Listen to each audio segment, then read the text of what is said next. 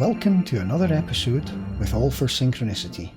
This week I thought I'd take a look at the book known as Lab 257. I thought I would take a look at this book because of the corona virus that's kicking around, or otherwise known as COVID-19. This book, Lab 257, might enlighten us about some of the historical information that's been able to be obtained through freedom of information and good research by the author, otherwise known as Michael Christopher Carroll. This book, I may add, is not fiction, and it was a bestseller prior to the 9/11 and then again after the 9/11. The author, Michael Carroll, he was interviewed by several of the American news outlets, which went viral. If it wasn't for his work, his effort in these news outlets and conferences and stuff, the Plum Island truths would never have came to light. So in this episode, I've found a link for TruthStream Media, who have done their own investigations with Plum Island.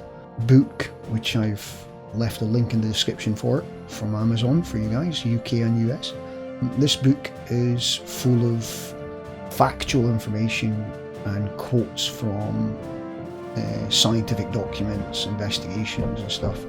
I've left a link in the description as well for the interview, the press conference that Michael held with many.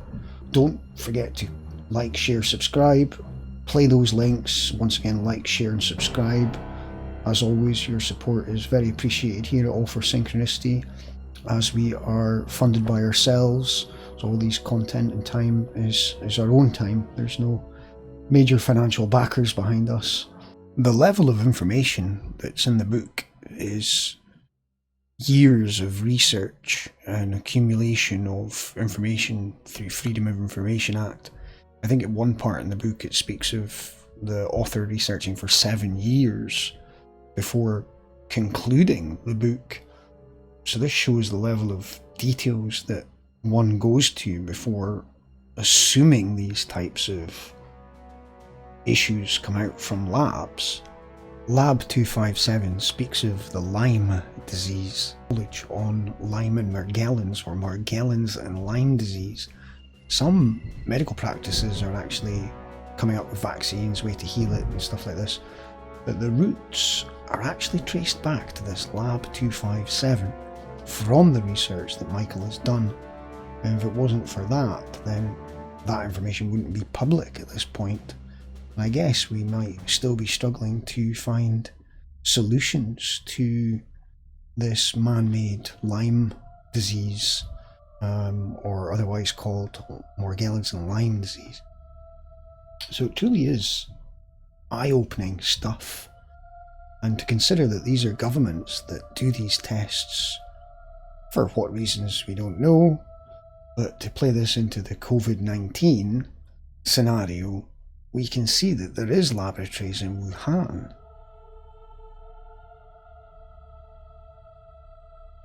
The interview with Michael Carroll on Plum Island is about a 30-minute interview with VVH-TV. I've left a link in the description below. However, I've extracted in this video a very short segment, which I thought was really interesting to share, and it highlights the level of detail that the author went to put into his book. The dots, and when you look at Plum Island and Lyme disease, there are too many dots not to assume that there's something there.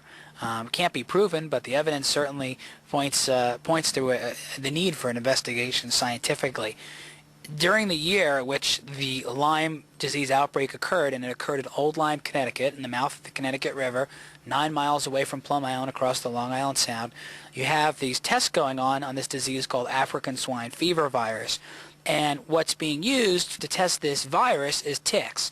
So they're breeding what they call the tick insectary. It was a tick colony where they were breeding hundreds of thousands of hard and soft ticks, and then impregnating with these viruses and throwing them onto pigs in these test rooms. Problem is they're doing all these really tiny little tick, these experiments with these hundreds of thousands of tiny ticks in a laboratory that's about as good as keeping viruses contained as a piece of Swiss cheese. There are documents, they're reflected in my book, from the chief engineer of Plum Island at the time that talk about 3/4-inch holes in the laboratory's roof and in gaskets that have kind of wilted away and cracked and just broke away over the years since the lab was formed. By this time, it's the early 70s, about 20 years into the lab's existence at this point. And you're talking about hundreds or if not thousands of ticks or marching out side by side, let alone what kind of aerosols of pathogens into the air. I mean, the lab was porous. At the same time, this is occurring, and you have the ability of a tick to get outside the building and onto a bird, and this is, the east end of Long Island. This is what they call the North American flyaway, where millions of birds migrate up and down every year, and even locally, just bird transmission. There are over 100 species of birds identified on Plum Island, and many of them just hop right over to the next stop. So in conclusion, closing for this blog, simple questions, simple thoughts. Does nature create viruses? Do we believe that viruses are made naturally?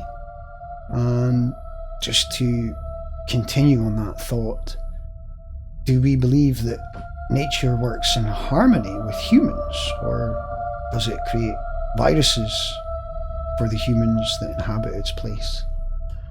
So with our newfound level of knowledge from Lab 257, do we trust other laboratories to maintain their security or their procedures to look after those near and far from laboratories?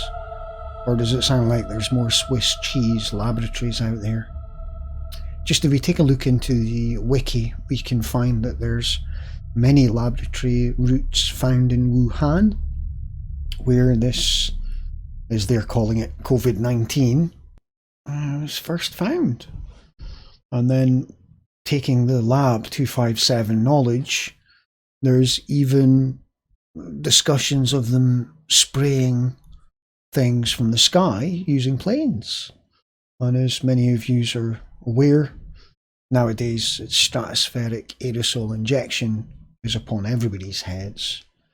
So how easy would it be to make use of their already maintained equipment and their stratospheric aerosol injections? Thinking of laboratories, what's their purpose? Are they in working with nature? Is the purpose of laboratories to work for nature or against nature? Does nature grow laboratories as much as it grows these so-called viruses that we're being alluded to believe is a natural entity? Do we choose to believe the propaganda, or do we choose to take control of our own thoughts for thinking?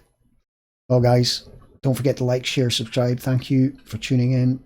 Have a lovely day. Bye.